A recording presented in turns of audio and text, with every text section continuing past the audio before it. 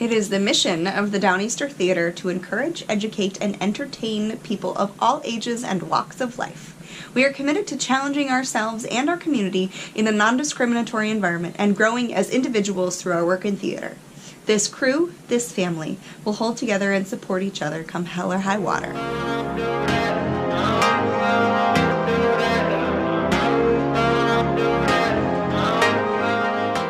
I'm Kate, and I'm the Executive Artistic Director of the Downeaster Theatre.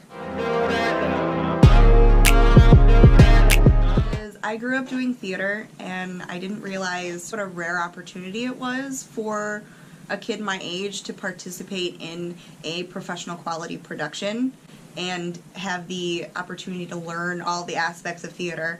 Whatever I wanted to learn was available to me. I ran a children's theater for a few years after college. I've been directing for the last 10 years and realized that I really enjoyed management and directing a lot more than being in a production necessarily. I realized how much I enjoyed administration and teaching and that kind of thing. And I've always had a knack for working with youth that kind of developed into a youth-focused theater company because the opportunities that were available in Lansing, I was like, well, this is a really great idea. I'm going to borrow this, or this, I don't really love how you do that, so I'm going to try it this way. And so here we are, the Downeaster Theatre. The song The Downeaster Alexa by Billy Joel is about this fishing way of life that's disappearing. So people go further, work harder, sacrifice more to do what they know and what they love. And that's how I feel about the arts in general and theater specifically, because it's not always appreciated because not everybody understands it. The building is an almost 100-year-old former church. And we sit on the north end of town, and it's a bi-level stage.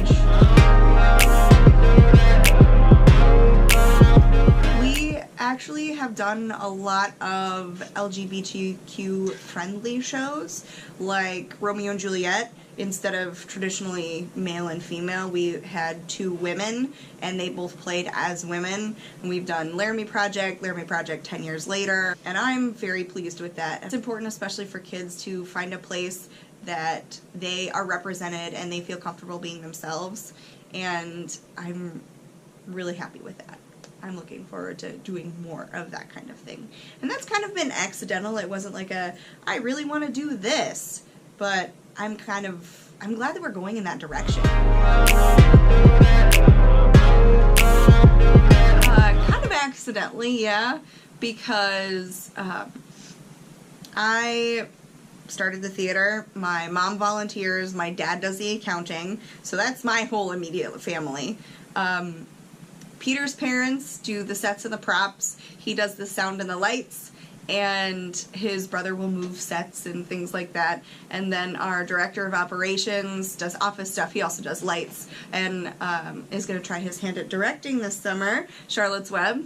And he's done some assistant directing. His kids are in the shows, and his wife does the costumes. So, yeah, oops, I guess we kind of are all related. Oh, is this great guy? Okay, he is a great guy, but he is the technical director of the theater, and he's also my fiance. Where in 5 years? Ideally, we are in a bigger building with at least 2 stage spaces and room for at least a couple of our staff members to live, or like an intern or something. And it is my full-time job and Peter's full-time job, and it's fully financially self-sustaining. Yes, that's what I want. Ooh, this is Leo, who does not want to be held. He is the resident kitten. He is 8 months old. He literally wandered up to me in the parking lot one day. I was inside reading a book. It was kind of dark out, and okay, bye. And I just kept hearing this meow, meow, meow, meow, meow. And so I was like, what, is this cat injured? Is there a fight? Like, what's happening? And so I go out into the dark, and I see this little like moving black shape in the distance, and I'm like, "Hey, buddy!"